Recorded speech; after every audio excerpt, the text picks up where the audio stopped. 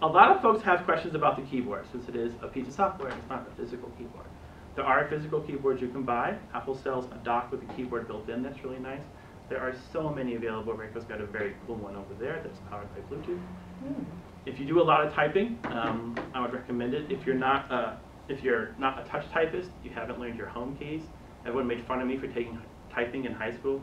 Today, I'm so absolutely elated that I did. I want to go back and get the people in the group and say, see, now I know my ASDFJK on semicolon. There are a couple really cool tricks that will make the keyboard a lot friendlier and easier to use, so I'll show you them now. I'm going to go into the Notes app to do this, just because it's good for writing. My kids may have been playing in this, so we'll see what happens when it pops up. Oh good, they haven't. Excellent. So, the software keyboard. To bring it up in Notes, you're just going to tap anywhere, and here it appears. There are really three keyboards here. The first is the letters, like you see now, and it's set up like a QWERTY keyboard, so touch typists will recognize it. Now, if I tap this button here, I can switch to the numerical keyboard, and there's numbers and some basic symbols. And now I can tap this one to switch to the symbol keyboard, and there's a bunch of symbols here.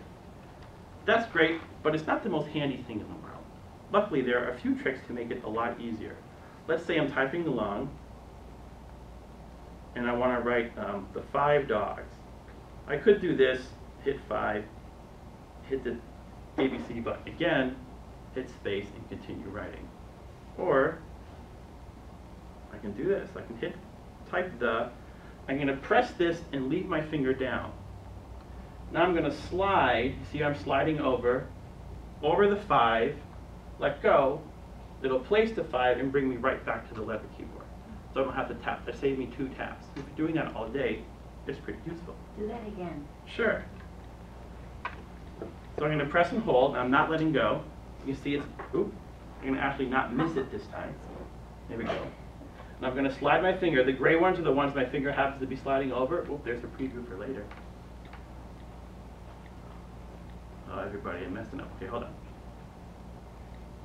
So I'll press and hold, slide my finger, and once I'm on the 5, I'll just let go, and it'll place the 5 and bring me back to the QWERTY keyboard, which is really nice. Well, mine didn't. Want to try it one more time? Yeah. Okay. So everyone has the letter keyboard up? Yeah. All right, tap and hold on the period Q 1, 2, 3 button in the lower left-hand corner, and just keep your finger down, and you see it switches to the numerical keyboard? The same finger. Oh. You gotta use the same finger you're holding it down. And Yeah, slide keep that one it finger down. Yeah. Now slide that same finger over the 5, let's say, and let go. It'll place the 5 and bring you right back to the QWERTY keyboard. Good? Wait, now. There's a cool trick with the period too. So let's say I want to write the 5 dogs. Now I could type the period, hit a space, and begin typing my next sentence. Or I could just tap the space key, the space bar twice. That'll place a period for me and put me ready to type the next word. Oh, you just space it twice and a period goes in? Exactly, so I'll do it again. I'll type the dog, I'll hit the space bar twice, and there you go, places a period. See, that's nice, right? Now, let's say I want to write the dog's bone. So this has to be possessive. Now, the apostrophe lives underneath the exclamation point. Again, I don't want to switch back and forth between keyboards because that's a hassle. So I'm going to do the same hold and drag trick. I'm going to hold and tap here and not let go. And I'm going to drag over and hit the apostrophe and let go. And I'll put the apostrophe in place and bring me back. Now, there are a couple other cool things that you can try that I like a lot. The first is special characters, and you saw that earlier. So let's say I'm in love with Icelandic singer Björk, mainly because she's the only person I know with an umlaut in her name. So I'm going to write, I love Björk. I actually did. She's great. So when I get to the O, this is where I can add that umlaut. If I tap and hold on the O and don't let go, a whole bunch of options appear. So I'm going to mouse over the O with the umlaut, and it'll place it for me. There are a few keys that have that little trick built in. If you remember the apostrophe, oh, if I spelled her name right. Here, did it work? Need a little help? So it- Tap and hold. There you go. Now slide your finger up over the umlaut there, or whichever one you want. Oh, There you go. okay. And you'll find French accents too. Mhm. That's what we use. So I want that apostrophe again, but I want to save even more time and not tap and slide. If I just press and hold on the exclamation point button, the apostrophe appears. I can just slide up, select apostrophe. Again, they seem little, but if you do a lot of typing over a week and a month, a year, it's going to save you a whole lot of time. And over the question mark is the quotations. Yep. Exactly, right. See, now you're starting to check things out and see what's hidden. Yeah. Now, the other thing that people talk about is typos and autocorrect. There's lots of very funny pictures of very unfortunate examples of autocorrect on the internet. I will let you find those at home. The best way to type successfully and avoid typos is to just trust the keyboard. So right now, I'm going to type the famous sentence, the lazy brown dog, or whatever it is I've really been typing, right? And I'm just going to type, and you might see the iPad try to correct my typing. When that happens,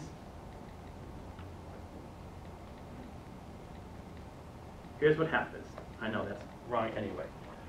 It sees I've mistyped this word, and it's offering the correction. There's two things I can do here. I can accept that correction as, yes, that's the word I meant to use, or I can reject that correction saying, no, that's not what I want to use. To accept it is the easiest thing. Just simply continue typing. I'm going to hit the space key, it adds the correct word, and I'm allowed to keep typing. Now, this time, I don't want to use levy. For whatever reason, I want to use labby. Let's say it's a proper name. You'll see the little X. It might be hard to see in the back, but there's a teeny X next to the correction. If I tap that teeny X, it will dismiss the correction and accept my word. It'll underline it because it thinks it's wrong, but it didn't force its own correction in. But if I just keep typing, it will do a very good job. So,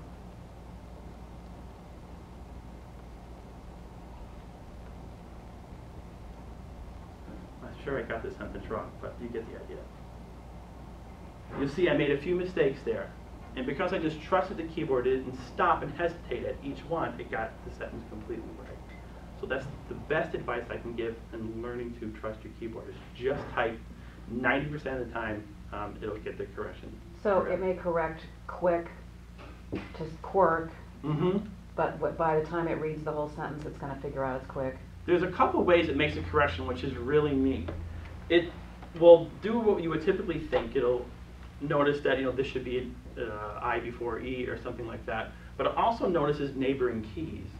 So if you hit an F when you're meant to hit a G, that's really not a typical misspelling for that word, but it's smart enough to know, oh, she meant to hit F, and she just hit the key that's physically closest instead. And it'll make that correction too, which I think is the most clever thing in the world. But as long as you just keep typing, and notes is a good way to practice, you'll find that you're more successful.